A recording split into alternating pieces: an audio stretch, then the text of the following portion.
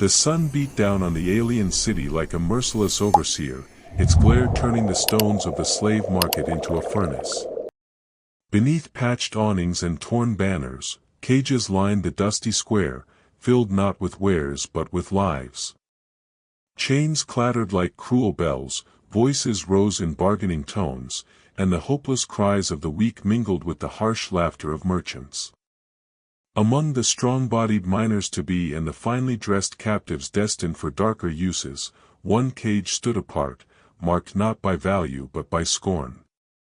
Inside it sat a small figure, her skin silver as moonlight yet mottled with bruises. Shackles cut raw lines into her wrists. Her once lustrous hair, pale and tangled, veiled her face as she stared at the ground, too defeated to lift her gaze. Her name was Leora. To the merchants, she was nothing but a waste of space. Worthless, spat one alien trader, his scaled jaw snapping in disgust. She can't work. Can't fight. She'll be dead within the week, another mocked, his voice carrying like a jeer across the square. Buyers glanced her way, but the merchants waved them off. Forget her. Her bones are dust. Her blood's no good. She's not even worth the chains that hold her. Leora heard every word, but her eyes did not glisten. Tears had abandoned her long ago, when the last of her dreams had withered. She had once imagined open fields, her mother's voice calling her home, the sky unbroken by bars. But that girl was gone. What remained was silence, bruises, and the stench of iron. Hours crawled by under the blaze of the sun, the market's noise rising as merchants grew desperate to unload their remaining stock. Cages rattled, whips cracked, and buyers circled like carrion birds. Leora sat forgotten, invisible in plain sight. She waited for her end, as she always had. Then the crowd shifted. Heads turned. A figure entered, unfamiliar, marked by the dust of long travel. His skin was pale, sunburned in patches, unlike the scaled, blue, or green hues of the local races. His boots were worn, his cloak tattered, but his eyes, sharp and searching, held something alien to this place. Not greed. Not hunger. Something far more dangerous to a market built on chains. Pity. The merchants swarmed him, their greed rekindled. Human buyer, cried Drosen, the lead merchant, his many rings clinking as he clapped his hands. Strong arms for your minds, another shouted. Beauty for your pleasure, a jewel like no other, a third crooned. But the traveler, Kalen, walked on without a word. He passed the cages one by one, his gaze unreadable, his silence unnerving the salesmen who trailed him. Eyes begged him, others glared, and still others stared emptily, too broken to hope. Kalen did not stop. Not until he reached the cage no one wanted. Leora lifted her head just enough to meet his eyes. Faintly glowing, her gaze was dull, lifeless. Yet in that fleeting instant, something stirred. The air seemed to still around them. For Kalen, the endless noise of the market dulled. For Leora, something long buried flickered, something she feared to name. Hope. A harsh laugh snapped the moment. No, no, human, sneered Drosen, shaking his head. Not that one. She's broken. A waste. You'll throw away your coin. She cannot even walk, said Tarek, one of the guards. She'll be dead before the week's end. Kalen's hand flexed at his side, his jaw tightening. He looked again at Leora, her slight frame, her bruised wrists, her hopeless stare. And then he spoke, his voice steady, cutting through the cacophony. I'll take her. For a heartbeat, silence. Then laughter erupted. A fool's choice. She is nothing. A human wastes his wealth. But Leora heard only those 3 words. I'll take her. Her heart, long buried beneath chains, thudded painfully, unbelieving. She thought she must be dreaming, but Kalen's gaze told her otherwise. Fine, fine, Drosin said at last, greed flashing in his eyes. If you want the cursed one, you'll pay full price. No haggling. No return. Kalen said nothing. He drew a pouch from his belt and poured heavy coins onto the merchant's table. The metallic clink silenced even the cruelest laughter. Whispers spread among the buyers. Why waste money on her? Why risk coin on what cannot survive? Yet in the shadows of cages, other slaves lifted their eyes. If one as broken as Leora could be chosen, maybe, just maybe, there was hope for them too. Drosin snapped his fingers. Guards dragged Leora from the cage, her legs trembling from disuse. She stumbled forward, expecting a strike or a chain's yank. Instead, Kalen caught her before she fell, his hands firm but careful. The touch startled her more than any cruelty. Not rough. Not claiming. Not cruel. Simply steady. Take her, Drosin scoffed. She will not last a week. Remember my words. Kalen ignored him. With one sharp tug of the chain, he led Leora away from the market. The crowd muttered, the sun burned high, and the girl who had been left to rot now walked, barely, beside the one who had claimed her. Every step was agony, her bare feet scraping against hot stone, her body weak, her mind reeling. But in her chest, something warred against fear. A fragile flame long thought extinguished. Could it be that this stranger, this Kalen, had seen something no one else did? The chain clinked with each step, but to Leora it felt lighter than it ever had. Her fate had shifted.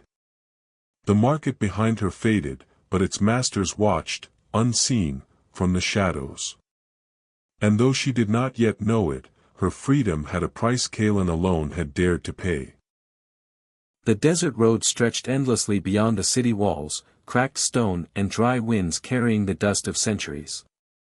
The air smelled different out here, no iron, no sweat, no market cries. Just silence, broken only by the scuff of boots and the fragile scrape of bare feet dragging behind. Leora stumbled with nearly every step. Her legs, starved of strength, shook under her own weight. Every time she faltered, the memory of the merchant's laughter echoed in her ears. She cannot walk. She'll be dead in a week. Maybe they were right. Maybe she was nothing more than a burden. But when she tripped, when her knees buckled, a hand always caught her before the stones could bruise her further. Kalen said nothing, only steadied her and urged her on with a gentleness that baffled her. No shove. No whip. No scorn. At the edge of the city, he stopped near a shallow well. The chain still bound her wrists, and when he drew a small blade from his belt, her breath caught in terror. She stiffened, her heart thundering. This was the moment, wasn't it? He had bought her to kill her, away from prying eyes. The blade gleamed as he raised it. But instead of her flesh, the iron links snapped. The weight fell away with a dull clatter, leaving her wrists raw and bloodied. You are free now, Kalen said quietly. The words rattled her more than chains ever had. Free. That word belonged to other people. To dreams, not to her. She whispered hoarsely, why? Why me? There were stronger ones. Better ones. Why take me? Kalen's eyes held hers, steady and unflinching. Because they saw nothing in you. But I did. Her throat closed, her chest tightening until she could hardly breathe. She pressed her trembling hands against her raw wrists, not knowing whether to believe him. They moved on. Each step into the wilderness felt unreal, as if the world itself might shatter and drop her back into a cage. By the time the sun dipped low, they reached a rise of rocks. Kalen gathered wood, struck sparks, and coaxed a fire to life. Leora sat huddled in his cloak, the rough fabric scratching her skin yet warming her bones.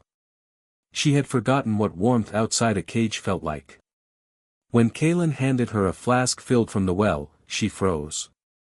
Hunger and thirst screamed inside her, but old lessons screamed louder, gifts came with punishment. Reaching too quickly meant pain. She hesitated, hands trembling. "It's for you," Kalen said softly. "Drink." She lifted it slowly. The water slid down her throat, cool and clean. It was the sweetest taste she had ever known. Her glowing eyes stung with tears she tried to hide. Kalen offered her a scrap of dry bread. She ate in silence, nibbling small bites before desperation took over, and she devoured it too quickly. She braced herself for the strike that would follow. But Kalen only nodded, as though her hunger needed no apology. Her voice broke when she whispered, "Why are you doing this?" Kalen glanced at the fire. The flames reflected in his eyes like distant stars. "Because no one else would." The word struck like a blow. She curled deeper into the cloak, hiding her face. The fire's crackle was the only sound between them. Later, when night swallowed the desert and the fire glowed low, Leora dared another question. "If I sleep, will you keep me safe?" Kalen did not hesitate. Yes. No one had ever promised her safety before. The word wrapped around her like the cloak, fragile and foreign. She lay down near the fire, eyes wide open for a long time, watching Kalen sharpen his blade in silence. Slowly, sleep dragged her under. She dreamt not of cages, but of stars. Kalen remained awake, his back against the rocks, his gaze scanning the shadows. He had seen the merchant's stares when he bought her, the greed twisting into something more dangerous, vengeance. Freedom had a cost, and he knew it was coming. By dawn, when the horizon blushed with light, Leora stirred. For a heartbeat, she feared he had gone, that she had imagined the night. But Kalen was there, standing tall against the sunrise, watching the road. Relief washed over her so strong it hurt. She rose unsteadily, clutching the cloak. He turned, nodded once. "We move soon. Are you ready?" Her voice was barely a whisper. I will try." A faint smile ghosted his lips. "That is enough." They stepped away from the ashes of their first fire together. Behind them, the city slept. Ahead stretched the wildlands. And in the unseen distance, shadows stirred, following their trail. Freedom had been claimed. But it would not go unchallenged. The wildland stretched in broken ridges of stone, their jagged edges painted red by the setting sun. Every step Leora took was heavy, though her bare feet had grown numb from pain. She stayed close to Kalen, her glowing eyes flicking nervously toward the horizon. Something in his steady silence told her he was listening, watching, always measuring the distance behind them. By midday, he stopped on a ridge, crouching low. His eyes traced faint marks in the dust, boot prints, too many to mistake. His jaw tightened. "They're coming," he said. Leora's breath caught. Fear surged through her like cold fire. She clutched the cloak tighter around her thin shoulders. "They'll take me back. They'll chain me again. You should leave me. Save yourself." Kalen turned, his gaze sharp as steel. "Never. I did not free you to abandon you. If they want you, they'll have to go through me first." His words struck her harder than any whip ever had. She wanted to argue, to tell him she wasn't worth the risk.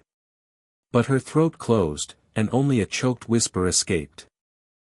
As twilight deepened, Kalen guided her toward a cluster of ruins rising from the sand. Broken walls, fallen towers, a place long forgotten. "These stones will give us cover," he said, leading her inside. He built a small fire within the shadow of a collapsed arch, his eyes never resting, always scanning the dark beyond the walls. Leora sat with her back against the stone, her body trembling. She whispered, "If they come, they'll kill you. Because of me." Kalen met her gaze across the flames, his voice firm. "Then let them try. You are not going back. Not while I breathe." Tears burned her eyes, unbidden. She pressed her face into the cloak, ashamed. But the tears did not taste of despair this time. They tasted of something she had no name for. Night fell, and with it came the silence of predators. Kalen remained alert, hand resting on the hilt of his blade. Leora, half asleep against the wall, stirred at the faintest crunch of boots on sand. Her glowing eyes snapped open. She saw Kalen stiffen, his muscles coiled like drawn steel. "They're here," she whispered, her voice shaking. "Yes," Kalen said. His voice was steady, almost calm. "Stay behind me.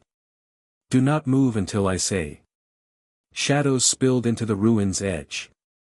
Figures emerged, cloaked in dark leather, blades glinting faintly in the firelight. Their leader, a scarred alien with eyes like burning coals, stepped forward. "Sorok, captain of the hunters."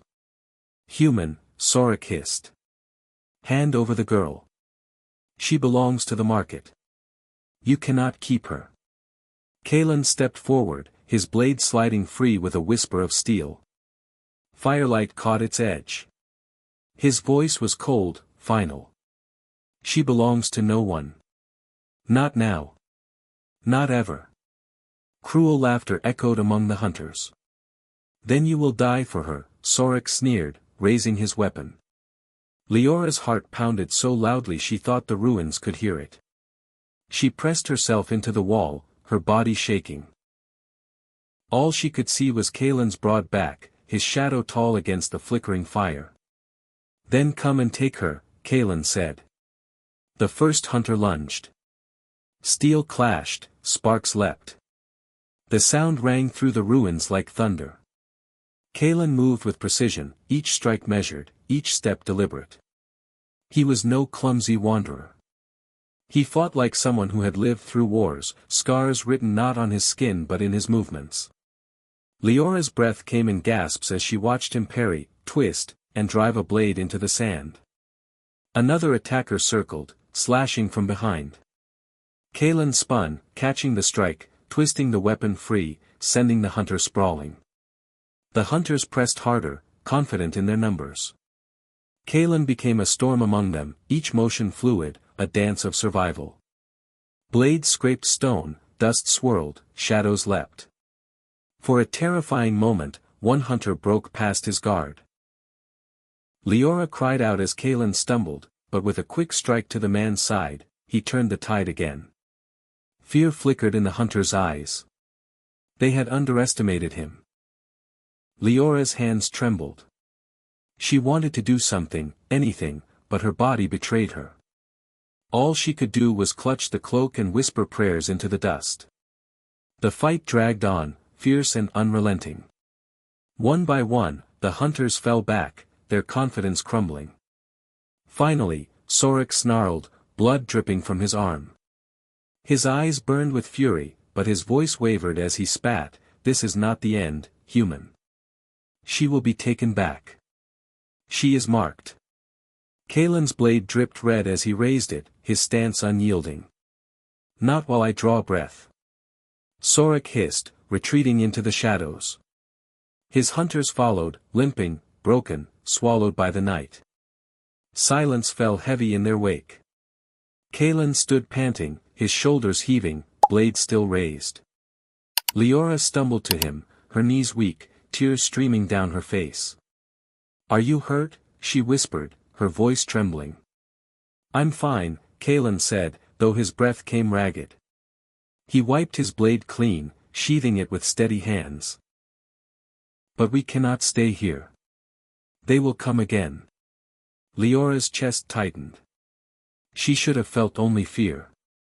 Instead, something deeper, sharper filled her heart. Awe.